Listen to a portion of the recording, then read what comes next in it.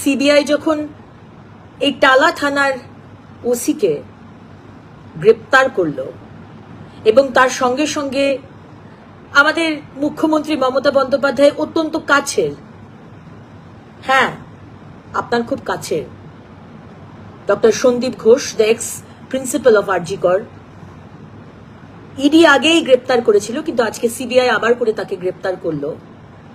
আমাদের যে সন্দেহটা ছিল, যেটা প্রতিদিন 9 তারিখ থেকে সেই সন্দেহটা কোথাও সত্যি হয়েছিল, সত্যি হতে দেখছিলাম আমরা,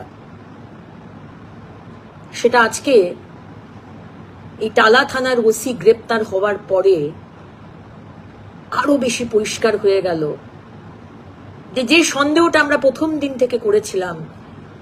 14 ঘন্টা দেরিতে এফআইআর করেছে, 14 আওয়ার্স। আজকে যখন আমরা এই কথাগুলো বলছিলাম, মুখ্যমন্ত্রী আপনি কি বলেছেন?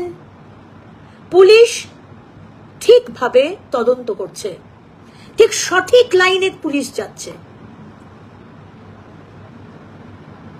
এবং আপনি বলেছেন 14ই অগস্টের প্রি ইন্ডিপেন্ডেন্সের মঞ্চ থেকে আপনি বলেছিলেন মুখ্যমন্ত্রী,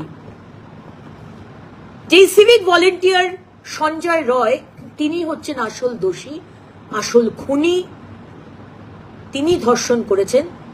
আপনি এটাও বলেছিলেন 7 দিনের মধ্যে তার ফাঁসি দেওয়া হোক। আপনি ভেবেছিলেন বোধহয় যে 7 দিনের মধ্যে ফাঁসিটা দিয়ে দিলে লাটা চুকে যাবে। দুটো কালপিট আজকের অ্যারেস্ট হয়েছে, আরো কত কালপিট বাইরে আছে, একজনও ছাড়া পাবে না।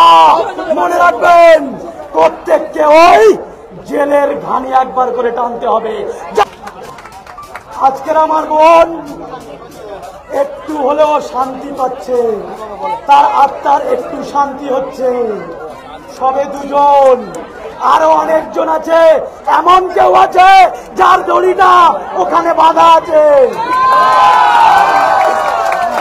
মনে রাখবেন, আমরা রাজপথে আছি, রাজপথে থাকবো, অন্যায়ের বিরুদ্ধে গর্জে উঠেছি, গর্জে উঠবো। আমাদের সিদ্ধান্ত কখনো কেউ লাগাতে পারবে না।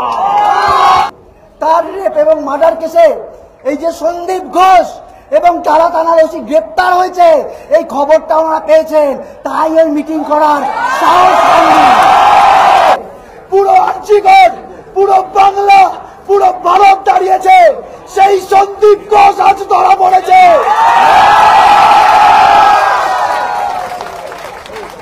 আমরা বারবার করে বলেছিলাম, এই হচ্ছে সেই সন্দীপ ঘোষ যে হচ্ছে ট্রেড কালচারের মাথায় রয়েছে। এই হচ্ছে সেই সন্দীপ ঘোষ যে চতুর্দিকে দুর্নীতি করে গেছে। এবং আজকে সিবিআই কে কুর্নিশ সে দেখিয়ে দিল যে এই কুর দর্শনেও সন্দীপ ঘোষ ছিল। আমাদের আমাদের আমাদের বোনের বিচারের দিকে আমরা একটা সদর্থক পদক্ষেপ নিতে পারলাম।